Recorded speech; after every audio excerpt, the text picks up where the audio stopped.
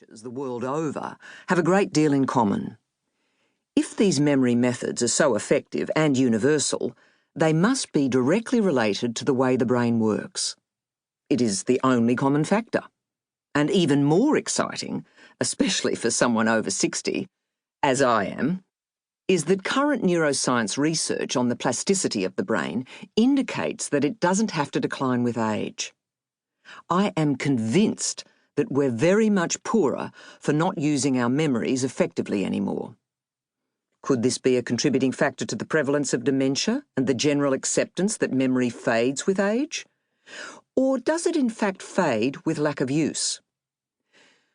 Early in my university research as a mature-age student, I happened to visit Stonehenge with my husband Damien, who was studying archaeology. I knew very little about it except that non-literate cultures, who had built ancient monuments all around the world, including Stonehenge, Easter Island Moai, and Nazca Lines, and the many monumental sites across the Americas, had always used memory methods closely related to the way the brain works. It became clear to me that a significant proportion of the purpose of sacred places was to do with memorizing and conveying critical knowledge. Nearly a decade later, PhD in hand, my ideas on Indigenous cultures and archaeology were published by Cambridge University Press as Knowledge and Power in Prehistoric Societies, Orality, Memory and the Transmission of Culture, 2015. The thorough examination by archaeologists, anthropologists, and memory experts of both my thesis and the resulting book gave me the authority to take these ideas to the mainstream reader with the book The Memory Code, 2016.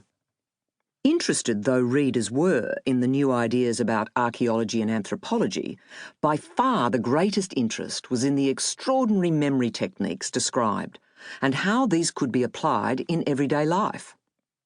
I started experimenting with a huge range of memory methods over 10 years ago, and in the few years since these last two books were published, those experiments have dominated my life.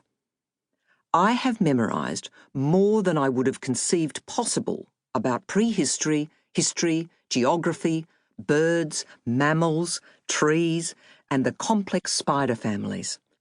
I've memorized the periodic table, the history of writing, the history of timepieces and musical instruments.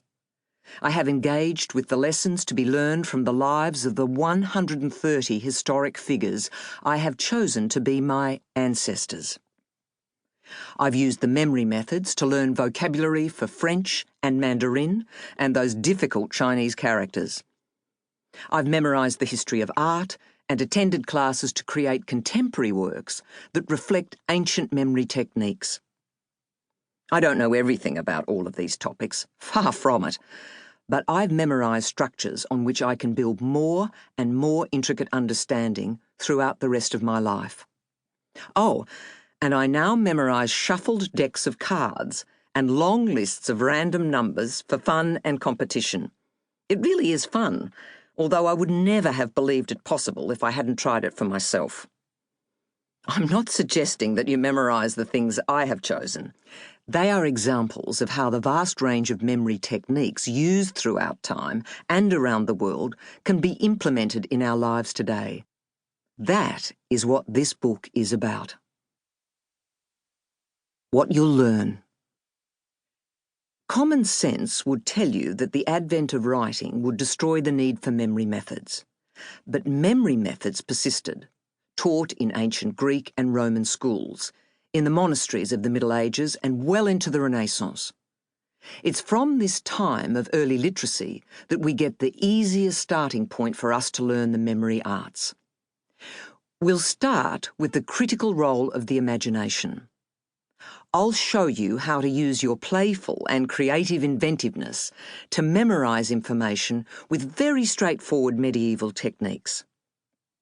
I'll then build up to the more complex techniques from Indigenous cultures, where you can start to choose which method or even combination of methods suits your particular need. Throughout the book, I'll give you examples of how I have implemented each of these techniques, just to make my explanations clearer. Not because I expect you